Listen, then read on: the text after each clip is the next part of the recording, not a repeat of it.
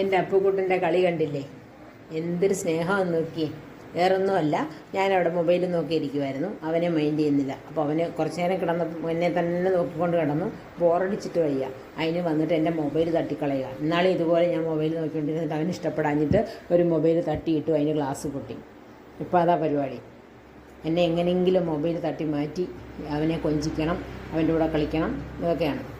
എപ്പോഴും അവനെ ശ്രദ്ധിച്ചുകൊണ്ടിരിക്കണം ഞാൻ. അവൻ എന്നെയും തന്നെ ഇങ്ങനെ നോക്കിക്കൊണ്ടിരിക്കും. അല്ലാതെ ഞാൻ വേറൊന്നും ചെയ്യാൻ പാടില്ല. പിന്നെ അവന് ഫുഡുണ്ടാക്കാം അടുക്കളയിൽ കുറച്ച് നേരം നിന്ന്. പിന്നെ ഓഫീസിലും പോകാം, അന്നേരം കുഴപ്പമില്ല.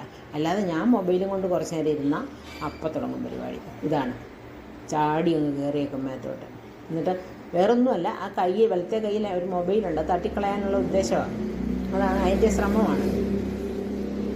വലിയ സ്നേഹമാണ്, എൻ്റെ മുത്താ അപ്പുക്കുട്ടൻ. അപ്പൂ